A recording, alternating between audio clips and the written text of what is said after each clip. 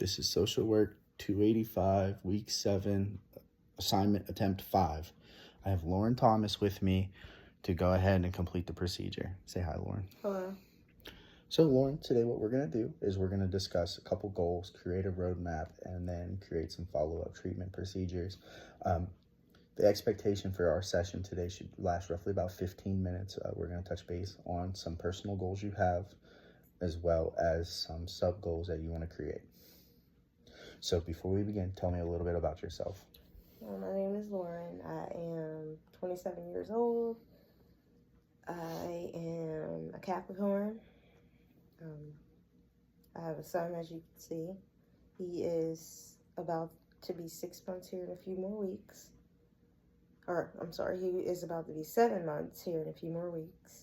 The time is really flying. I'm really enjoying becoming a parent. And yeah, he's literally my world. That's pretty much it. Perfect. Well, thank you for introducing yourself formally. What are some goals that you want to accomplish throughout these therapy sessions? Some goals that I would like to accomplish throughout the therapy sessions would be working on my time management, my communication skills, and also my finances.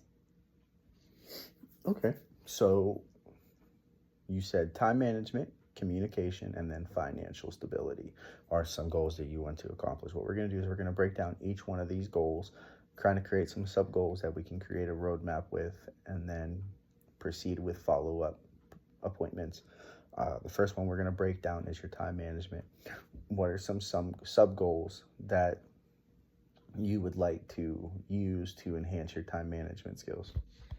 Some sub goals that I would like to use to enhance my time management would be maybe using like a set schedule. That can be my first thing. The second thing could be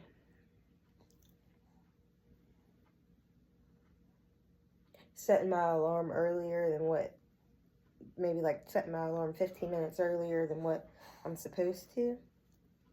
And another thing I could do is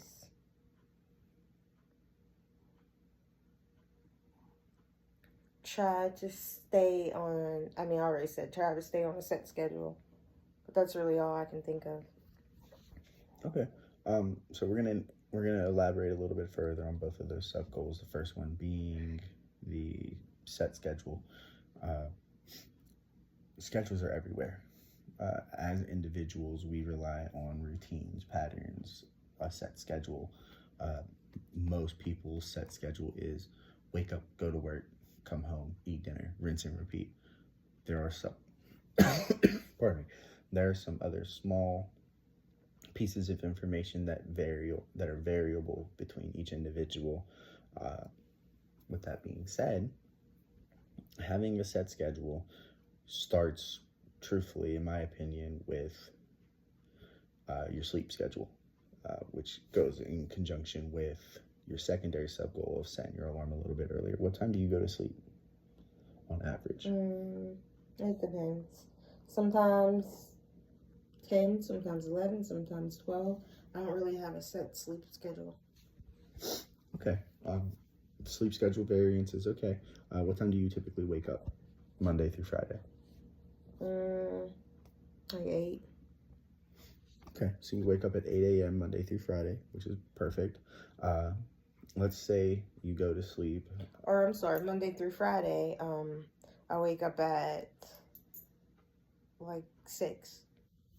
Okay, so 2 hours earlier, no worries. I thought you meant like the weekend.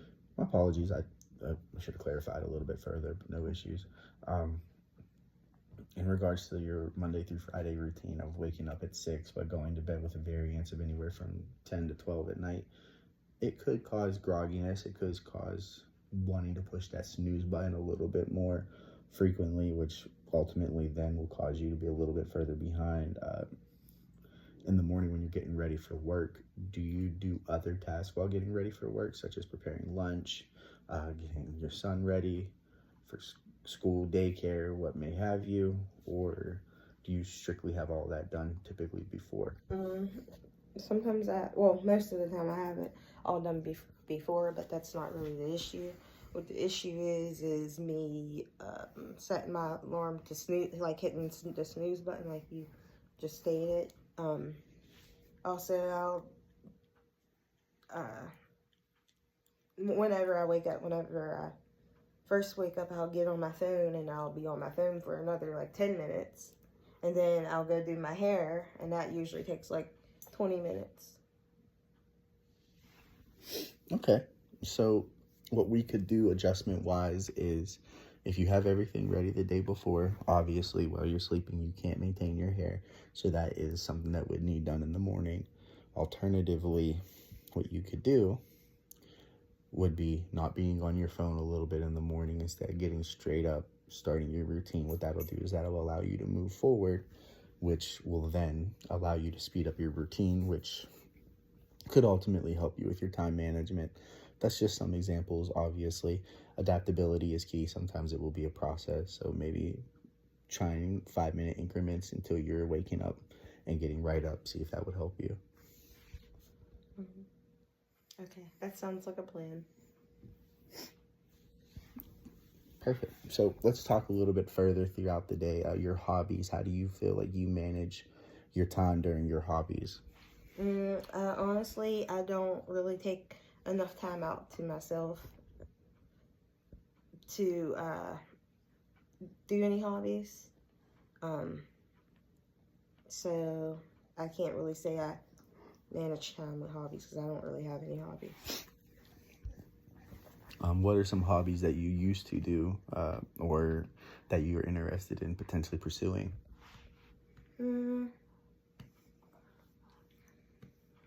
Maybe like doing my nails, because I do like to have my nails done.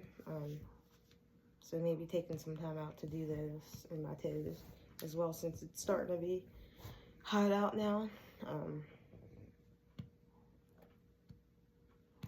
Probably like I don't mind like going for walks and stuff like that more. No worries. Definitely walks is a good form of exercise. Lets you reset, kind of recenter yourself, which can allow you to make other instances of time management easier because you're not as stressed about keeping a set schedule. What we're going to do is we're going to elaborate a little bit further onto that in regards to the time management of communication. With your partner, communication obviously is key. Being able to successfully communicate with one another about adjustments, adaptations on both ends, doctor's appointments, reminders, everything along those lines will help keep time management under control as well as enhance your communication. Mm-hmm. What are some sub goals for communication that you would like to achieve? My sub goals that I would like to achieve for communication would be like opening up more, because sometimes I don't. I like keep it in. Another form of a skill that I would want to obtain would be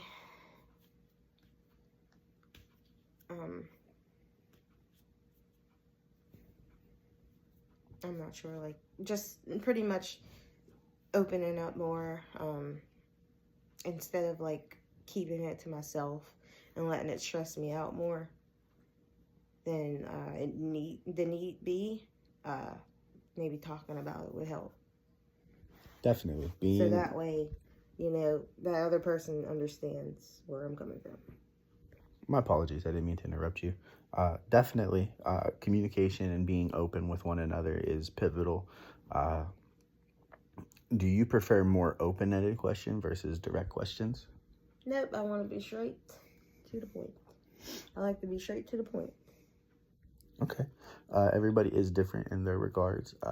Open-ended questions sometimes can actually offer more information that you may not know readily available with asking direct questions. However, preference is key.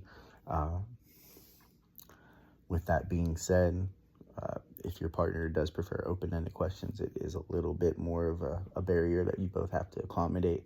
More along the lines, your partner would have to try more direct questions like yes or no questions, or straight one answer questions. Whereas if they're asking you a question, maybe looking for a little bit more broader to get a better understanding of what the situation is. Yeah, that's their problem.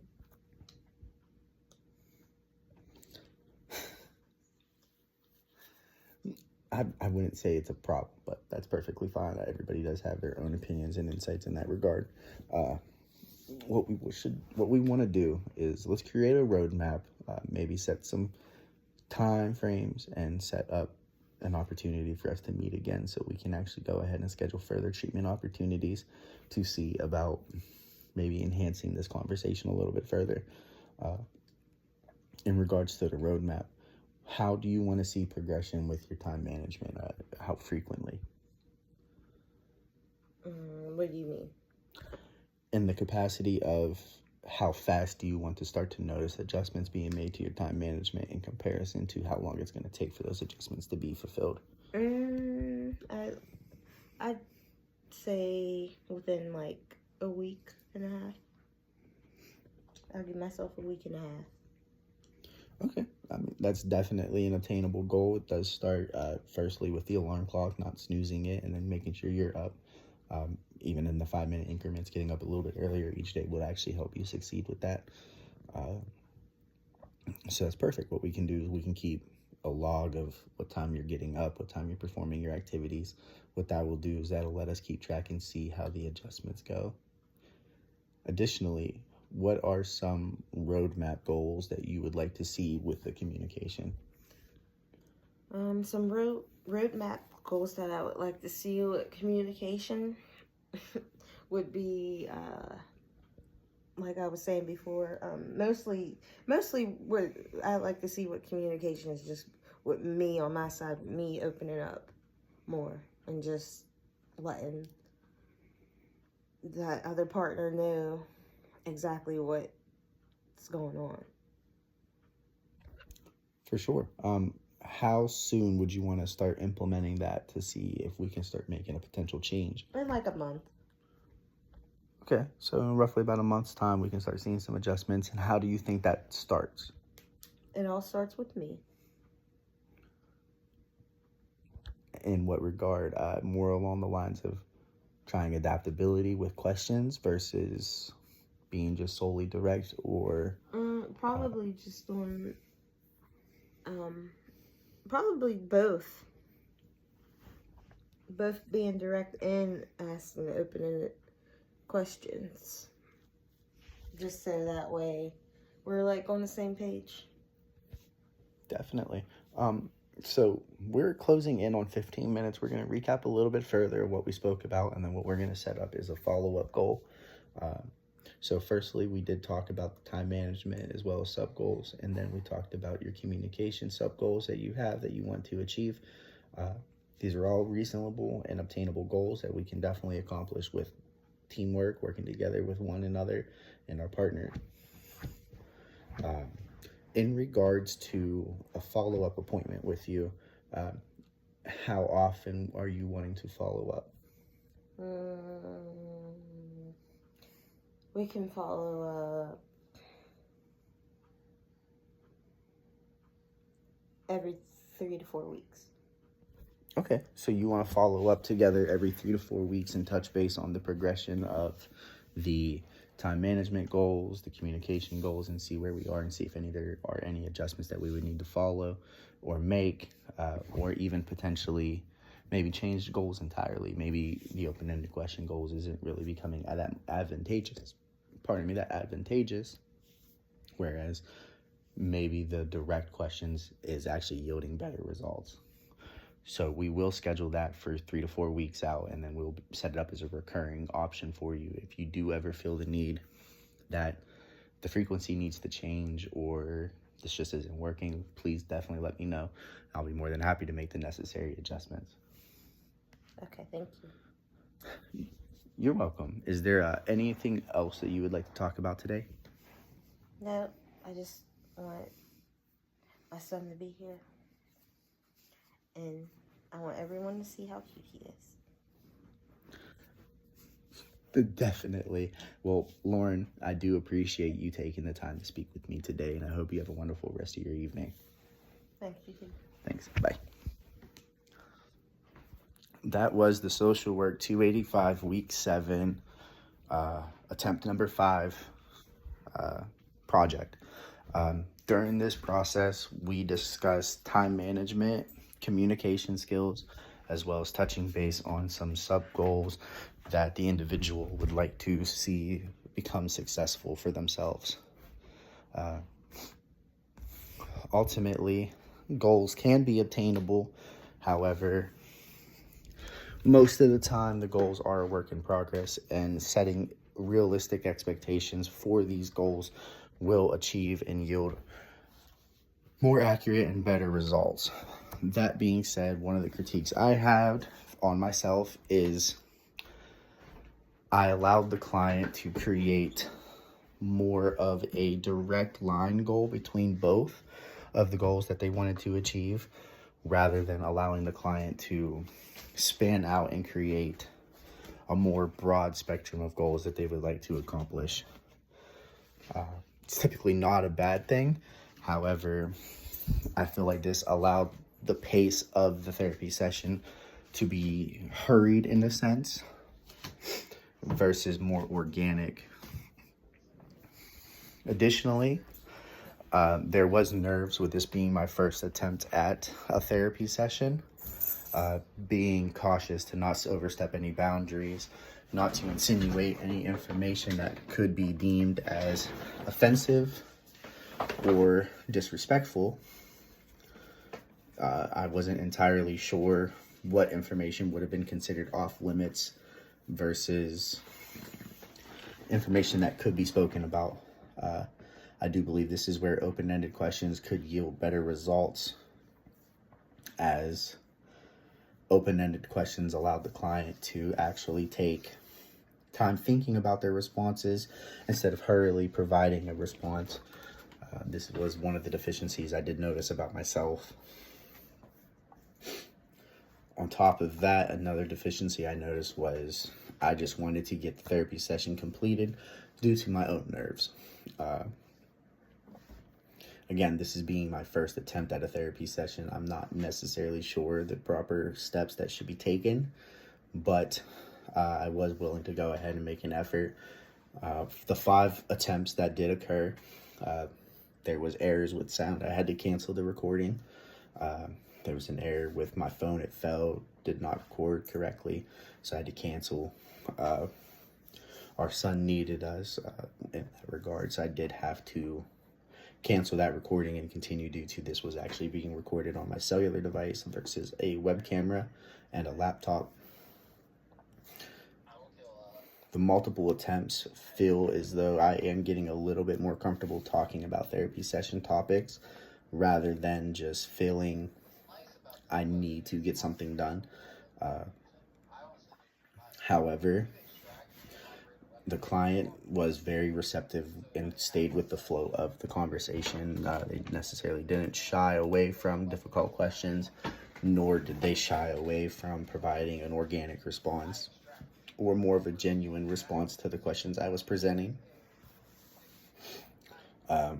Being authentic and being organic is one of the hardest components for role play sessions, because as an individual, you're just trying to help and assist somebody else.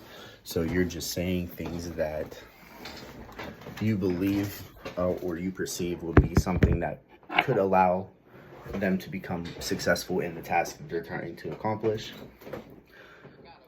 Ultimately, I do believe the therapy session roleplay was a benefit to myself. It allowed me to see and notice some of the deficiencies that I have, so I can address them in later attempts.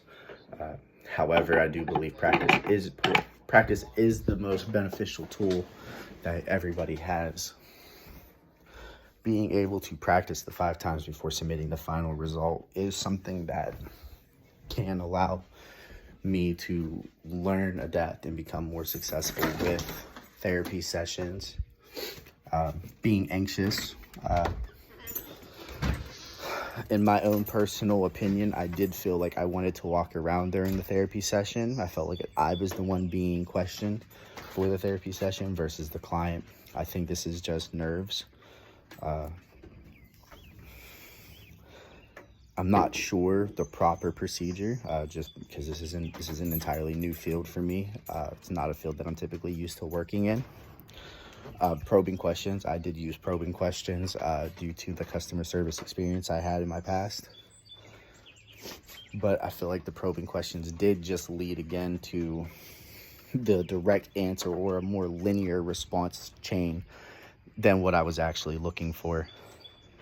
I was looking more along the lines for organic responses that would seem genuine and not just responses that the partner I chose for this task wanted to answer. The biggest thing that took place during the therapy session was the introduction, with the client being so willing to provide the necessary information. It helped us build rapport with one another, which the rapport was able to stay consistent during the entire therapy session. There was not an awkward moment of information. Also, another thing I did notice about myself is I do not completely understand when a client is done speaking, due to I will ask an open-ended question and then the client will continue their response, pause for a moment. I do perceive that as completion of the response. I'll start my rebuttal or my continuation of the conversation, I should say, and then the client would follow right back up and continue the conversation. Ultimately, this isn't negative in any capacity. Open conversation allows the flow of a therapy session to go consistently. However, with my nerves and me feeling anxious, I did feel as though I was overstepping my boundaries, kind of stepping on the client's toes in that regard, which could lead to a negative response with the client and could cause negative rapport or negative relationship building between one another. Finally, the last thing that I would say that I definitely need to work on is the tone of my speak. With this specific client and this volunteer, Lauren Thomas, I did speak in more of a soft tone. However, I don't know if this tone would be something that could get carried over consistently for each different client. Some clients may be a little more anxious, aggressive, and the biggest concern I have is not having a weak tone that could be considered dominated, but instead a tone that could be firm and let the client know, hey, I am here to assist you. I am here to help you. However, I will not take disrespect, aggression, anything along those lines, lying down.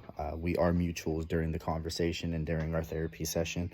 We shall treat each other as such. For roadmap creation, I feel as though using the sub-goals as a roadmap obstacle and opportunity can allow the client to see obtainable goals and accomplish the goals that they set for themselves. Personally, in regards to the follow-up time, I think 3 to 4 weeks is adequate time. It's roughly around a month in between each therapy session. What that month will do, it will be allowing the client to make progression to the goals that they set for themselves. With those goals in mind, the client may need to adapt. Some goals may be attainable just by changing smaller routines, such as getting up immediately after the alarm goes up versus lying in bed, whereas the communication is a teamwork goal where both parties would need to be involved to see that goal flourish, to see that goal succeed ultimately. This does double back to what I was saying before as my critique is the goals that the client picked were goals that the client felt as were the most obtainable goals in the moment versus goals that, yes, they do want to achieve. However, they are quick, simple goals for this specific mock therapy session. I think potentially going forward, using the variance of different individuals for therapy sessions could allow for more successful therapy session mock role plays in the future curriculum that is going to be presented to myself. thank you very much for this time, allowing me to go ahead and critique myself as well as present my mock therapy session, and I hope you have a wonderful rest of your day.